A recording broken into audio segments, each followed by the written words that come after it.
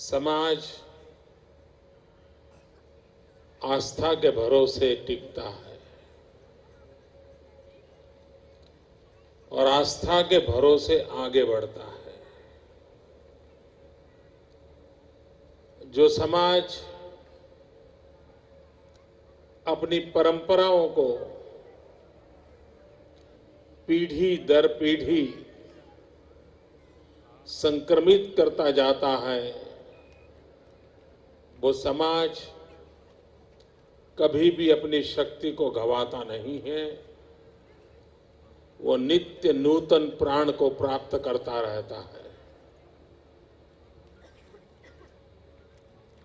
जो समाज अपने इतिहास को भूल जाता है, वो समाज इतिहास रचने की शक्ति भी खो देता है। इतिहास वो ही रच सकते हैं जो इतिहास को भली भांति याद रखते हैं। मैं सिंधी समाज का अभिनंदन करता हूं। उन्होंने उस महान परंपरा को जिंदा रखने का प्रयास किया है। उन्होंने इस इतिहास को अपनी आने वाली पीढ़ी को सुपुर्द करने की निरंतर कोशिश की है और उस अर्थ में आज का ये चेटी चांद का पर्व जय झूलेलाल कहते ही इतिहास की उन स्वर्णिम गाथा के साथ जुड़कर के गौरवान्वित होने का एक अवसर नई पीढ़ी को भी प्राप्त होता है। और इस प्रयास के लिए मैं आप सबको बहुत बहुत बधाई देता हूं, बहुत बहुत अभिनंदन करता हूं।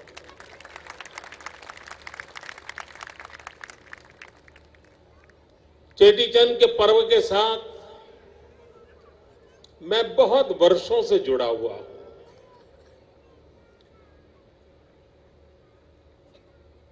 बीच में कभी कभी मुझे बड़ी पीड़ा होती थी।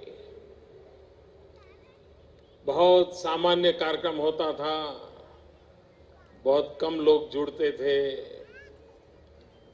कुछ उत्साही 5-50 परिवार ही थे जो इसको आगे बढ़ाने की कोशिश करते थे। और तब मैं हमेशा कहता था कि भाई इसको जरा प्राणवान बनाना चाहिए, जरा सबको संगठित करना चाहिए। लेकिन धीरे धीरे उसमें बदलाव आया और पिछले कुछ वर्षों से इस पर्व में पूरा समाज जुड़ने लगा, एक सामूहिक शक्ति का दर्शन होने लगा। और न सिर्फ अहमदाबाद, इन दिनों गुजरात का कोई भी कोना ऐसा नहीं होगा जहां 25-50 सिंधी परिवार रहते हो और कोई सामूहिक प्रकट कार्यक्रम न हुआ हो। ये अपने आप में एक अच्छा बदलाव है और इसलिए मैं समाज के सभी भाइयों बहनों को अंतःकरण से अभिनंदन करता हूं। अभी माया बहन ने जो बताया नारायण सरोवर के प्रकल्प का, मन में ऐसा सपना है ये जो झूलेलाल धाम बने, उसकी इमारत की ऊंचाई जो मन में सोची है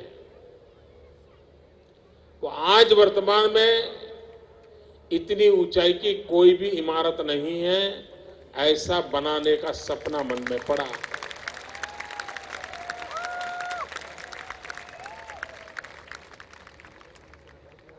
वो स्थान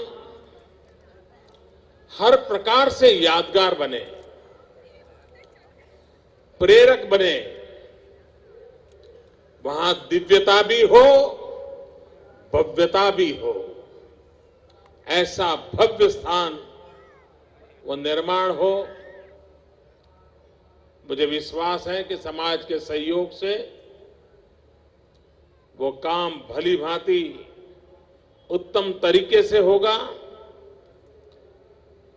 और जितनी मदद जल्द मिलेगी उतना काम भी जल्द हो जाएगा, ये मेरा विश्वास है।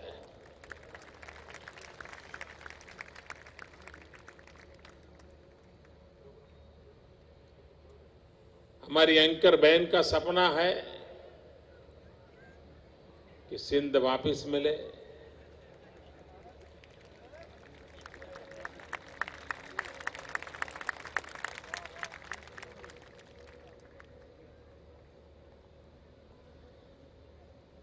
जू समाज इजराइल का 2500 वर्ष तक दुनिया में भटकता रहा था। उसके पास कोई जगह नहीं थी, कोई देश नहीं था, और 2500 साल तक जब भी एक जू दूसरे जू को मिलता था तो कहता था नेक्स्ट ईयर इन जेरूसलम। 2500 साल तक एक समाज ने सपना संजोया और आज दुनिया को स्वीकार करना पड़ा कि उस सपने को उन्होंने साकार किया।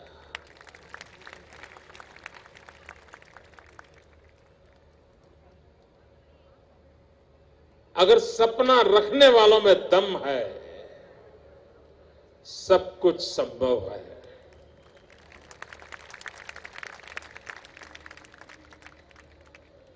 और आज जिस प्रकार से विश्व एक होता जा रहा है, टेक्नोलॉजी के कारण, विश्व व्यापार के कारण दुनिया बहुत निकट आती चली जा रही है। और ये जो विश्व का बदलता हुआ रूप है वो बहुत ही संभावनाओं से भरा हुआ है। हम सब उन अच्छी संभावनाओं की ओर विश्वास से आगे बढ़े और बदलते हुए विश्व के पैमाने, बदलता हुआ विश्व का नजरिया, बदलती हुई विश्व की आर्थिक सीमाएं,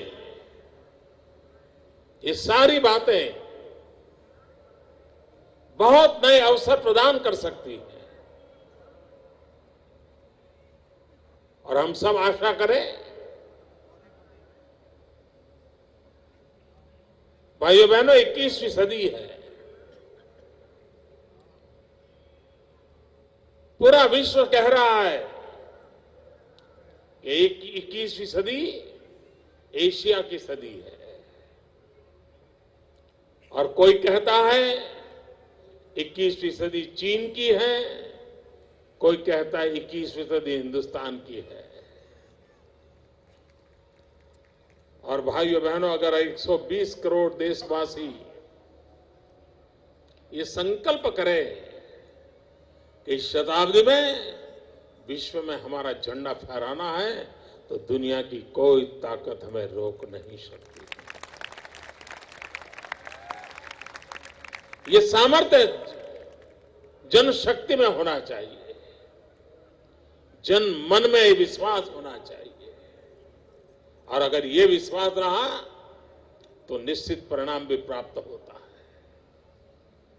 भाई बहनों, गुजरात बहुत तेजी से विकास कर रहा है और आप सब इस विकास के हिस्सेदार हैं। गुजरात हर दिन नई ऊंचाइयों को पार कर रहा है। और अभी नरेंद्र जी अपने भाषण में बता रहे थे कि सिंधी समाज की तरफ से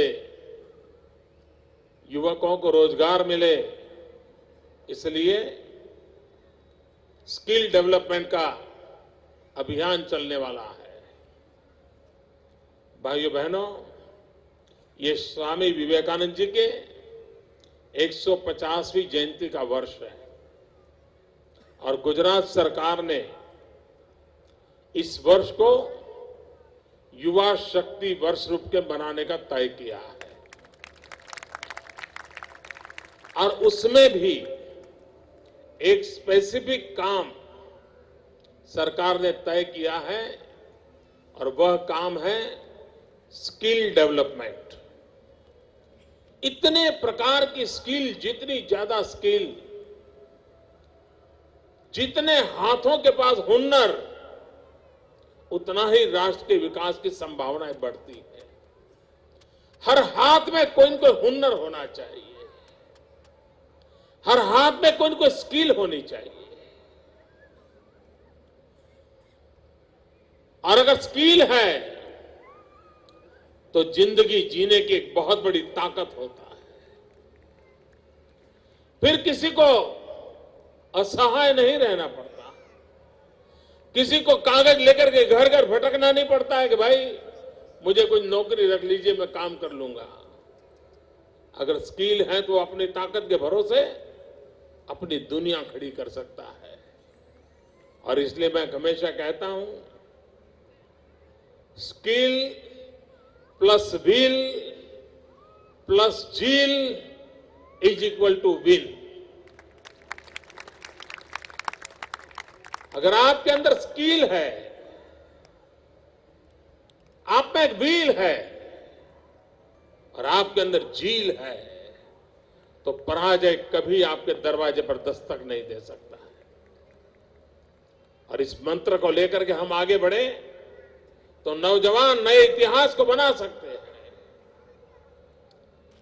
और परंपरागत रूप से सिंधी समाज परिश्रमी समाज है, बहुत मेहनत करने वाला समाज है। कितना ही धनी परिवार क्यों ना होगा, लेकिन वह भी कोई न कोई परिश्रम करता रहता है। वो ऐशो आराम की दुनिया में फिसल जाने वाला समाज नहीं है। और ये जो उसके गुण है, ये गुण अगर बचे रहेंगे, पीढ़ी दर पीढ़ी इन गुणों की विरासत अपने बच्चों को मिलती रहेगी, तो सिंधी समाज को कभी संकट नहीं आने वाला है। कोई संकट उसको झुका नहीं सकता है। कितनी भी भयंकर समस्या आई होगी, वो उसको झुका नहीं सकती है। मैं तो कभी कभी सोचता हूं, जब भारत विभाजन हुआ और सिंध से लोग यहां आए, अंजार में रहते थे, अभी मुश्किल से 5 साल साथ हुए थे, वो सेटल हो रहे थे, और अचानक भयंकर भूकंप आ गया था उस समय।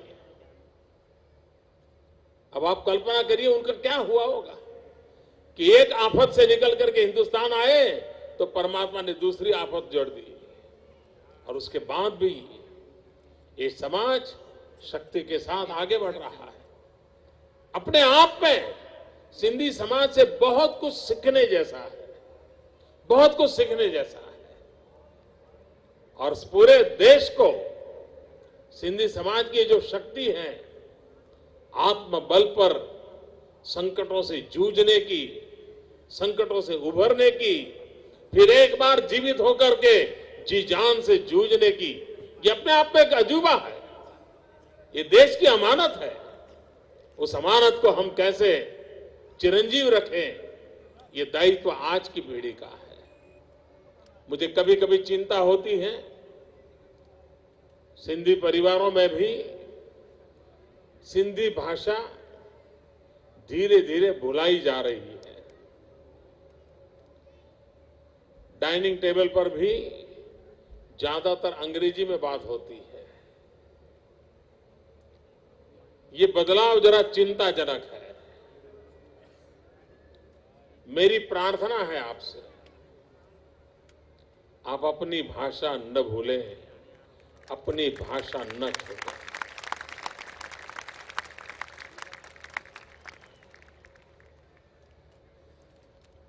भाषा और पहनाव, ये दो ही ताकत ऐसी हैं जो आपको सदियों तक जोड़ के रखती है। एक बार वो छूट गई तो फिर आप बिना जड़ क्या जीवन बना दोगे, और अगर जड़ नहीं है तो जीवन असुरक्षित हो जाता है। जड़ों से वो रसखस मिलता है अपनी भाषा से। उस भाषा को कैसे बरकरार रखा जाए, वो भाषा के साथ कैसे जुड़ा जाए और पीढ़ी दर पीढ़ी भाषा का कैसे गौरव हो, ये प्रयास निरंतर होना चाहिए। अगर आप मॉरिशस जाएंगे तो आज भी वहां वो हिंदुस्तान से गए थे, इस बात का गर्व है। किस कारण से? सिर्फ भाषा के कारण। तुलसीकृत रामायण उनके पास थी, चौपाई पीढ़ी दर पीढ़ी बोलते गए, और इसलिए आज हिंदी भाषा न आने के बावजूद भी, भारत से कटे हुए सदियां हो गई, उसके बावजूद भी उस रामायण की चौपाई के सहारे वो अपनी जड़ों से जुड़े हुए हैं। इसलिए जड़ों से जुड़ने के लिए भाषा एक बहुत बड़ा साधन है, बहुत बड़ा आधार है। और इसलिए मैं प्रार्थना करूंगा कि अपने परिवार में सिंधी भाषा का गौरव, सिंधी भाषा का सहज चलन, ये बने रहना चाहिए। और दूसरी बात, आप तो गुजराती बहुत बढ़िया बोल लेते हैं, बोलना भी चाहिए, ताकि इन दोनों का मेल एक नई शक्ति देगा। मैं फिर एक बार आप सबको नववर्ष की शुभकामनाएं देता हूं। जय झूलेलाल कहते मैं प्रणाम करता हूं। आप सबको भी बहुत बहुत शुभकामनाएं।